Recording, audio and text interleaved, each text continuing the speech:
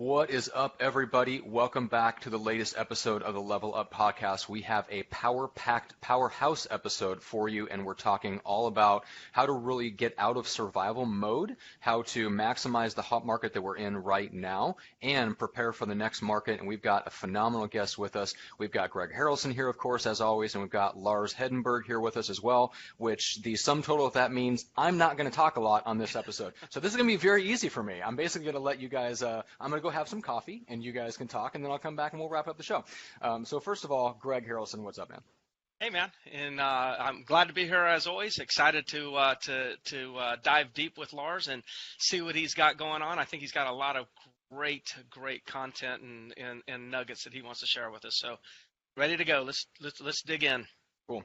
Lars, so before we do that, just for anybody that's been hiding under a rock and doesn't know both the team that you've built and the coaching organization that you're running, that is very, very focused on helping people build and scale both into teams and then teams and into to larger teams. But give people an idea, just 60-second kind of where you're at, where you came from, and where you're at right now. Yeah, so started 2007, the exact moment when you didn't want to get into real estate. Hindsight, it worked out really well. As a lot of agents were sort of running for the hills, I was building. Spent the first 5 or 6 years, 2007 and 2013, sort of building a team on the right economic model, getting out of production, building the systems, the not so sexy work, failing a lot, mishiring, and just all the things you could do wrong. I just did it really a lot faster than most. And then 2013, I sort of said, man, that was horribly painful. I don't want others to suffer the pain. And launched Real Estate B School in 2013 and spent the last 4 going on 5 years really training the traditional agent that has an eye toward entrepreneurship, as you guys talk about on this podcast. And, what's the step-by-step? If you have the heart of an entrepreneur, doesn't mean you know the systems, right? Doesn't mean you know the first thing to do, the second thing to do, how to hire an admin, how to train them, how to hire that first buyer agent, how to hold them accountable, and all the stuff, the least sexy stuff you could do to build a business is the stuff that I focus on, and it's been an awesome ride. We've had just huge successes for our clients, and I still have an active real estate business, #1 team in the #1 Keller Williams office in the world, which is pretty cool. And so just being that practitioner and still suffering the pain every day, and then being able to coach on it. I'm two days in the real estate business, 3 days in the coaching business, so it's a good rhythm. Very, very cool. Yep, so you're in the trenches every day, and let's talk about kind of what it means to get out of survival mode. Because right now we're in a hot market. Greg, you and I were talking about this before we went live, and we've got a special kind of a mini episode coming up on a little bit more on how to prepare and what it means to kind of look forward and start predicting what's coming and preparing for it. So guys, look forward to that. But Lars, how do you think about it when you look at the market that we're in right now? How do you help the traditional agent start to lay the foundation for what's coming and getting themselves out of survival mode? Yeah, and it's funny because it's easy to say, and you'll talk to someone that's not in real estate, and they'll say, real estate must be great now for you. It just must be awesome. And it's not awesome. Like this kind of market, it sucks for the guy or girl that's going to take a true business approach and go after it like a business. It's tough because everyone has their real estate license again. So that's the first thing. It's getting through this really great market so that when a shift comes, and it is coming, you're positioned to take advantage of half of the industry going away again, or at least a third of the industry. So the advice is get ready to, do direct response marketing to expireds. Make sure you've got your skills where they need to be on calling expireds, circle prospecting. Inventory is just super tight in every market, and so it's being patient in these markets and not throwing money at stuff. What I see is that a lot of agents throw a lot of money at stuff instead of just taking advantage of this market to put some cash away, because there is that 6 to 12 month, where there's a lot of agents going after less deals, and the fallout hasn't happened yet. And so just being a good steward of a good market and not spending all your money and being really disciplined with your cash. So that's just like kind of top level what comes to mind. You know what, I was talking with somebody not long ago. It's with kind of doing a little presentation to my agents, and I said, now's the time where you need to be saving your acorns. We need to be storing those acorns. We need to be stashing them away, not only to take advantage of any opportunities that may come in a shifting market, but also to lengthen our staying power, which is the gap between when the market shifts and when you've set up your systems to be able to go ahead and normalize your business. Like you just said, there's that little period of time, maybe it's a lull, but the acorns that you have kind of stashed away helps you get through that lull, as well as helps you take advantage of any opportunities that arise from other people that haven't stashed their own acorns. So Lars, quick question That's for right. you in terms of, especially when you coach clients, how do you help them, and maybe there's a decision-making process that you walk them through, but what would you recommend when somebody's looking at, okay, well, I need to set aside, I need to, let's say, streamline or just make sure that I'm being very disciplined and intentional with the money that I do spend, but you've got a lot of people that are looking at the market going, look, this is the time to expand, this is the time I'm trying to double my business, I'm trying to double my team size, I need to generate more leads for these agents, so they're looking at that opportunity going, look, I can grow fast now if I put the pedal to the metal. So how do you do that? How do you grow and scale, but still invest very intentionally? So I'm the guy that advises people sometimes to not grow for growth's sake. So it doesn't mean you can't scale a business in this market. Just make sure you're doing it on the right model. I mean, I know guys that are scaling in this market and they have very little money left over. Mm-hmm. Their economic model, their gross margins are all jacked up. They're just spending more every month than they should be, and they're doing it, in my opinion, for ego more than anything else. I think some of that isn't going to stick around if the market shifts. And so I always track my bottom line versus my top line. And that doesn't exactly answer the question. It's with discipline. The truth is it's harder, in my opinion, if you're doing it against a rigorous economic model where money in the bank is the thing you're looking for. It's tougher to attract agents to a team when everyone thinks it's easy to sell homes, and that's the beauty. I almost want to share, if you guys will bear with me for 1 second, I want to share a really quick graphic Mm-hmm. that, and it's not the one that I shared initially with you guys. I threw this up it was the night before I was getting ready to go on stage at an event of mine. And I'm like, how could I start off the event, right? We're getting ready for a shift. And so I literally just pulled up the Charlotte real estate market, the number of homes that have sold, in the last 12 or 13 years. And, I have my production down below, and the market was dropping off, and agents were looking for a place to go where someone was going to take the risk, where someone had the structure. They needed to be held accountable. They didn't know what to do to generate business. And so I think we're there again. In my market, we're down to 19, 20 days, average days on market. We're at 2 months of inventory, and it's not even fun in my market. Everything is working half as good as it used to. And so I don't know. It's not the answer you were looking for by any means, because it's not the sexy answer. Mm-hmm. It's just be patient. Right now, it's more be patient. Get some core systems in place. Like if you're a solo agent, so to pull this one up, if you're in survival mode, this is 90% of our industry. If you look at survives in start, every agent is getting ready to start, and they never get there. 0 to 2 homes per month. Very few agents sell more than 24 homes a year. We tend to get folks in real estate B school when they've kind of figured out some stuff and it's not based on systems. And so we just sort of help them build the system so they can ramp and scale. They can get to 6 homes per month and then 12 homes per month. That's the thing that you need to get through very quickly, because their build phase sucks. You're still in production. You're probably failing with hiring. You're building systems. I did it at 10 p.m. to 2 a.m. 3 nights a week when your kids are downstairs sleeping. And so to me, and this may be like, everyone's like, oh, I don't like this webinar anymore.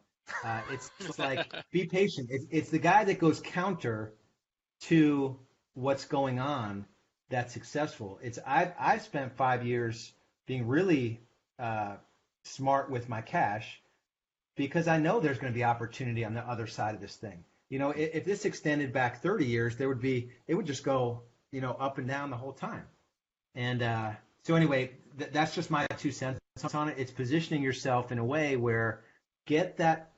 One of the most important things I did and I can go back to this, but one of the most important things I did, and it was early on, because I came from a corporate background, and I had some leverage in corporate. I had a secretary, I had a kid that worked for me, a junior engineer, and so I had a couple leverage points. Then I got into real estate, and I realized that like about 80% of what I did was secretary pay work. And there's nothing wrong with an executive assistant or that level work. It's just that most of the job is that.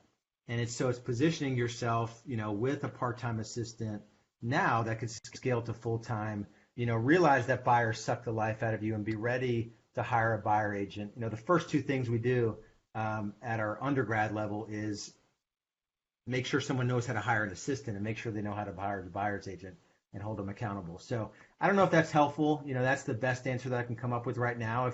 If you're patient over the next 12 to 24 months, you're going to see the market shift, get through that 6 to 12 months of just everyone going after fewer deals, and then you're going to have talent, because you're going to weather that storm like Greg said, and you've got acorns stashed, and very few will do it. It's the tough road, because you've got these teams that are selling, 1 billion homes a year, and if you really pull back the curtains, what's it based off of? Is it a brokerage? Is it a team? Nothing wrong with either, but what's their model? Just So anyway, that's kind of what comes to mind. I want to add on to it, and I just put down in my notes, as I often take notes while I'm doing on these podcasts, and I wrote down, when it comes to the next market versus this market, I wrote down here the type of activities practically stay the same. The results of those activities, we'll call them whatever ratios. Let's just assume that you're doing some direct, response marketing, and you're sending this much out, and you're used to this much, this ratio coming back in, whatever that is.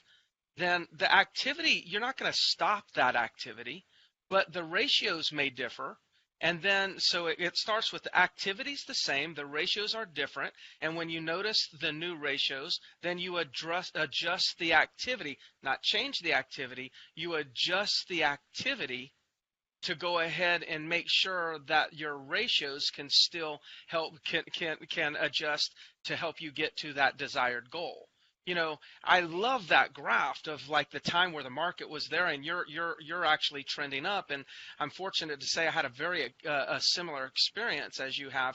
And as you're speaking, I'm like, okay, well, what did I do different when the market dipped? Well, I did the same activities, but when I looked at the same activities didn't give me the same result. So I had to, a lot of times, do a lot more of the activity. And then I got my desired result. But what's interesting is the activity didn't really change. Yeah, and that's a really good point. And please, yeah. And I was going to say the same goes for inbound versus outbound. Yes. All your marketing efforts are more diluted, and your outbound, it's the same. Like, what else are you going to do? What other outbound strategies are there except, kind of calling people and getting really good at it? And yeah, so when I was a big outbound guy, and so if I knew that at one market it took let's just make up a number, 20 contacts to set an appointment, and then all of a sudden the market dips, and now it's taken me 40 contacts to set an appointment. Well, hey, I know what it's going to take to set an appointment. I just have to actually invest a little bit more time in the same activity, but that doesn't mean my number of appointments taken decreases, my listings don't have to decrease, my sales don't have to decrease. I just have to adjust the amount of time that I'm spending in the same activity I was already doing. Yeah, that's right. And just by definition of a shifting market, there's half the agents going after double the amount of expireds. So now is the toughest time. There's not a lot of expireds, and there's a ton of agents calling them. And it's just having some discipline around, paying attention to the market. and I think we're glossing over something. You take two guys that, before we went live, I heard Greg say, I'm the guy that kind of likes to be, not around as many people and more kind of in the Wizard of Oz type thing. And that's exactly as I've described myself. It's that I can get it done. I know what I need to do. I can, and we're kind of glossing over the fact that we track our numbers because that's the way we're wired. And most agents have no clue. They're successful in this market just because a bunch of their friends are doing transactions, and it's not even that they have a touch program to motivate their friends to do things. And so the market shifts, and they have not a single system. They don't even know what a meaningful conversation equals a contact is, and they're not tracking it. And so it's like, get the systems in place now. I mean, there's simple. We use a business tracker that it tracks all of those things for everyone on your team daily, and it reports the numbers out to the team daily. And if you're not doing that, 0% chance that you could scale outside of yourself. And then the same year you have this year, maybe you have the same year next year. Maybe the market goes down and you get scared and you quit the business. So just kind of taking that business approach. So I just want to make sure everyone didn't miss the conversation around, we can't even assume that everybody that has an entrepreneurial mindset. There are entrepreneurs that are in our industry that don't know even what to track, and it's kind of starting at the basics in a lot of instances. It's surprising how many people get into real estate and not realize that it's a new business development game, and unless you're willing to have 100 meaningful conversations every week at a minimum, you're not going to scale. It's just that if you're leaving at 4:00 to go home and you haven't had 20, 25, 30 conversations, especially with the technology now, you're kind of missing the boat. It's a great point. I'm glad you kind of emphasized that, because I think, if I, based on what you just said, if I was talking to somebody and they say, hey, what's one of the things that I need to start doing now in order to prepare for the next market, I'd say you probably need to know what your numbers are now. So then from every month, as you start looking at your numbers, you're actually going to see in your own numbers, when you start to see that your ratios are shifting, that's probably an indication that the market's actually shifting. So you can sometimes see it faster in your numbers than you can see it in the economic numbers that'll be published by any economist or news channels and whatnot. You should actually see it in your numbers, I've always said, approximately 6 months before the market starts to figure it out. But if you don't have your numbers, you're actually not going to see that. You're going to be getting the news at the same time the public's getting the news, which is a little too late. And so for someone that has the entrepreneurial mind that's solo now, I come into contact with teams I'm coaching a team right now that'll do 6 million GCI this year. Very profitable. They don't track a single number in their business. Nothing wrong with it, good, bad, or indifferent. And if you're a solo agent and you have the opportunity to set up a business structure that just involves you and maybe a part-time admin, your ability to bring that first agent on and say, hey, listen, this is how we do things. These are my numbers. And you could lead by example. And every day you're in there in the trenches with them. It's that whole abdication thing. When I go into a $1.5 million GCI team and they don't have any of that structure set up, it's like pulling teeth to get their agents to do it, because that's not how we do things around here. We don't need to know our numbers. There's just so much, low-hanging fruit, or there's so many bits of food that drop away from the team leader that we're able to pick them up and sell them. And so it's just so if you're not doing these things, it's not to make you feel bad. If you've got the entrepreneurial mindset that this podcast is based on, just know that there's only 6 numbers you need to track every day. It's not that complicated, and you can do it on paper. Go ahead and tell us the 6 numbers. It depends on how far you go back. It's dials. So it's how, it's laser focused outbound prospecting, even if it's to a lead you generate. So it's dials, it's contacts equals meaning for conversations. It's the amount of time you spend doing it. So we have technology that tracks exact talk time, and getting that talk time as high as possible in the time you can dedicate to it. It is nurtures. So someone that said, yeah, not ready for the appointment, put me in your database, and you get permission to follow up with them. And then it's listing appointment set, buyer appointment set. And so some version of that, and if you're running a high level team, then you've got to track beyond that. They're really lagging indicators. most team owners track like the money in the bank, which is like the most lagging indicator you could Yeah. possibly track in your business. I actually wanted to point that out for the audience. I want you to listen to what Lars just said. He did not tell you, even though he may tell you, later on after an extensive conversation, that you have to kind of track everything. But his 6 numbers that he said were all based on the process of creating a result. He did not tell you your 6 most important numbers are the result. And that's so important. Like everyone can tell you, or most people can say how many sales they had last month. But do they know how many contacts that they had 3 months prior to last month, which resulted in the inventory that they actually got, that resulted in the pendings that eventually closed last month? People don't know that number, and that's the number that you can scale your business, whether you're a solopreneur or you're actually running a team. Those is the 6 numbers that he said, the process. Those are the numbers that we really got to focus on. It's kind of, I'm going to say this, and I know you're going to take it the right way, because I'm going to say this about myself. You're very boring, Lars. Like, you're too, this is too logical, right? And I kind of look at myself as the same way. It's like, you just gave us the most boring 6 numbers to track when everybody else wants to track the real sexy numbers, right? And I'm interrupting the podcast right now to really show my appreciation for that bit of content that you're offering to this audience, because I'm telling you, that is really, really important. So it's the best compliment I can give you, is to say that you're practically boring.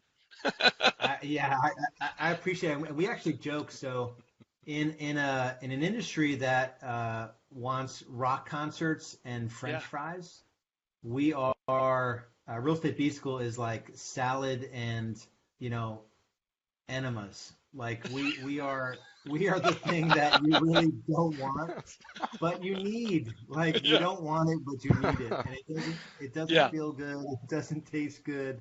And after you do it for a while, you'll appreciate it, because the results are, you want a consistent way to make money and not be impacted by, are my friends going to call me today?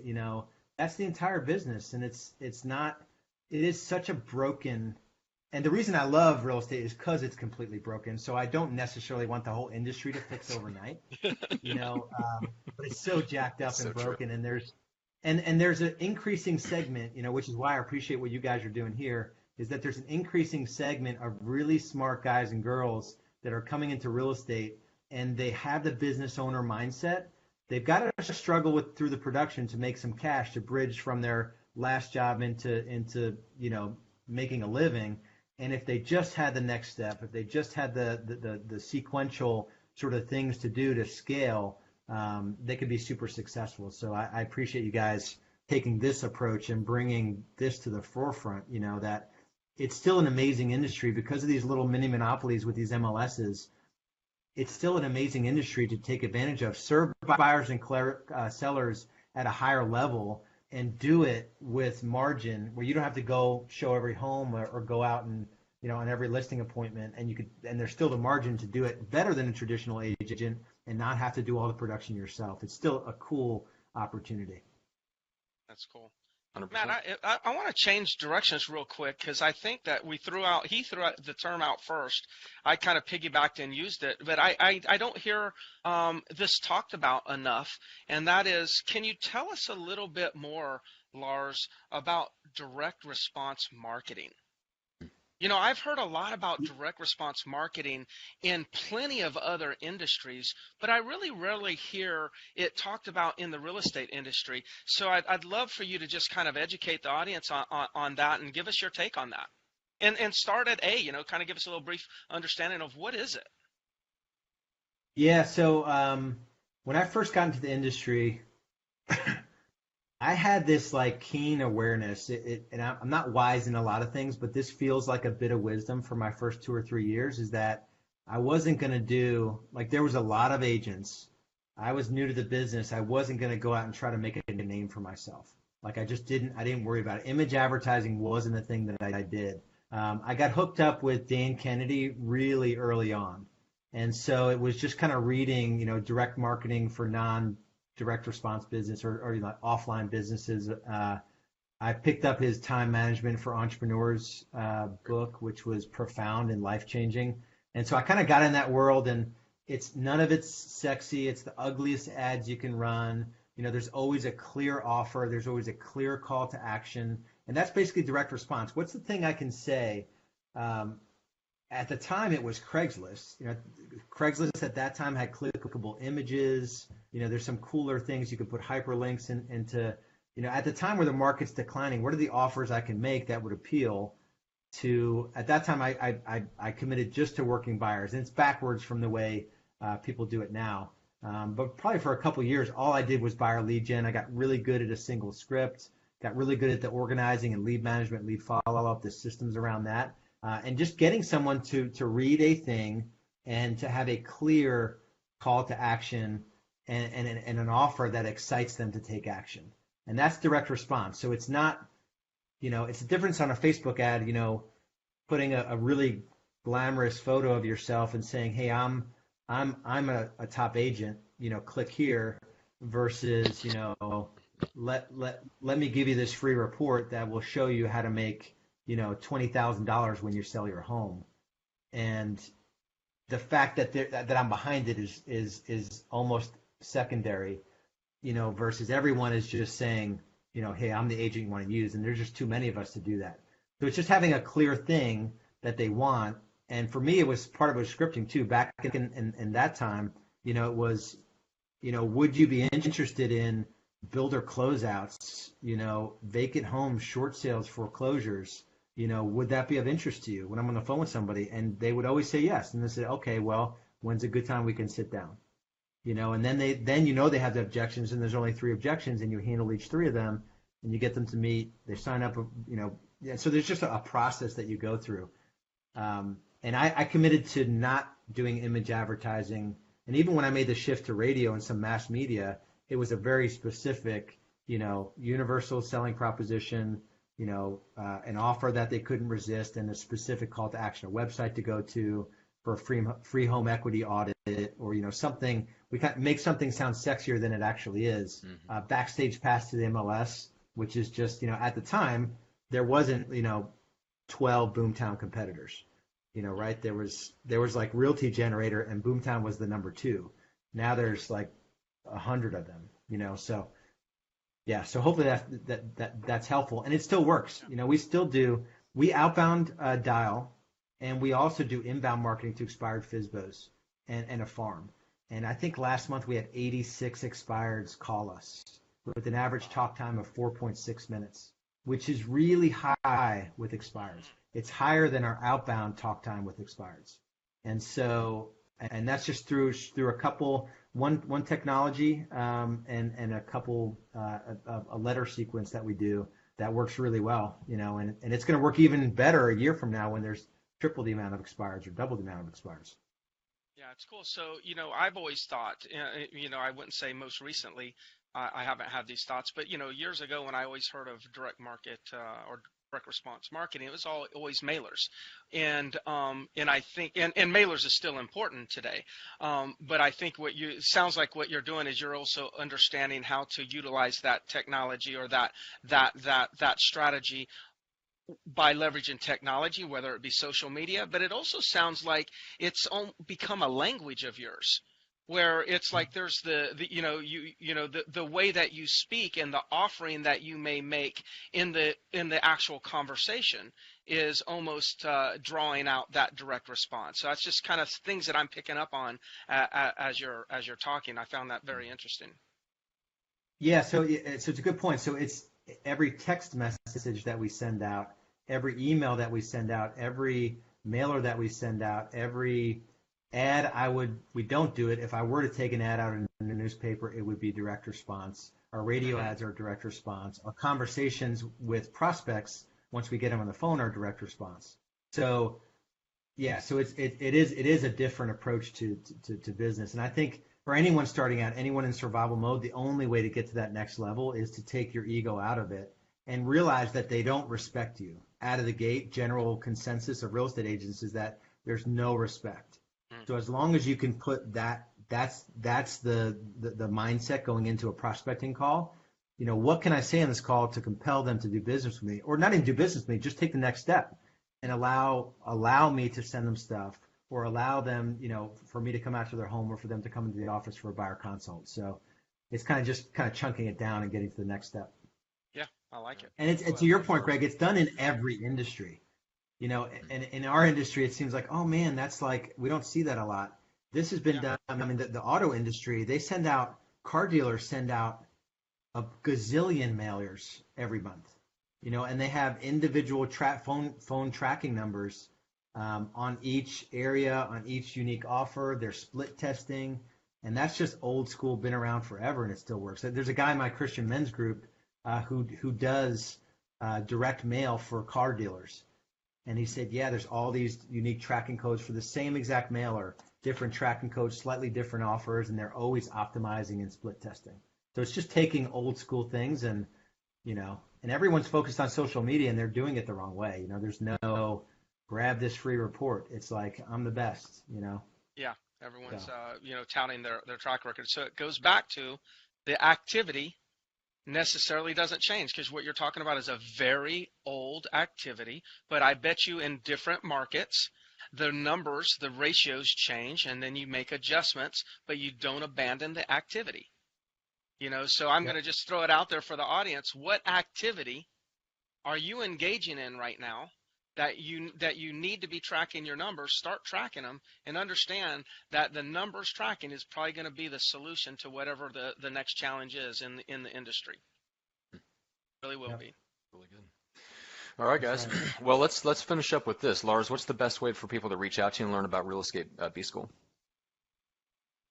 So probably a couple ways. I mean, there's no if this conversation didn't get you excited, you're probably not a great fit for Real Estate B School. So I'll say that out of the gate. It's anyone that really has an eye toward building a business, and it's not the traditional, agent, I won't go into what that looks like, but there's a couple ways. If you want to get on the phone with us and get a coaching session, we do free coaching sessions. Go to REBS, that's Real Estate B School, REBS strategy session.com. That's probably the most direct way to just have a conversation directly about your business, or realestatebschool.com. If you want to just get information, jump on our blog, links to our YouTube channel. There's a lot of good stuff. A lot of it's completely free, no obligation whatsoever. And I'll do one quick plug. We've got a live event coming March 5th and 6th, and it's Rebs Live, REBSlive.com. And I'm covering marketing. I'm doing just my entire marketing playbook, what's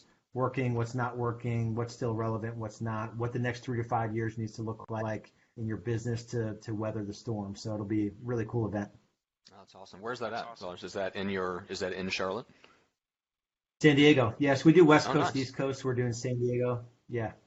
It'll be a really cool event. Very, very cool. All right. And then Greg, how do people connect up with you? I like to keep it easy. Just reach out to me at, shoot me an email if you have any questions. I'll be sure to answer them. And the email is gregharrelson@gmail.com. All right. And then, guys, for the show, you can go to theleveluppodcast.com. You can get all the back episodes there. You can subscribe. There's links to iTunes, YouTube, Stitcher from there, depending on how you want to consume the show, whether it's audio or video or whatever device you've got. That's the best place to connect up. Lars, this has been awesome. Exactly what we had in mind. Very in-depth, super honest, real discussion about what we need to do to get out of survival mode and start preparing for the next market. So we really appreciate your time. Yeah, you guys are doing good work here. Keep it up. All right. Thanks, Lars. And thanks to everybody. We'll see you on the next one.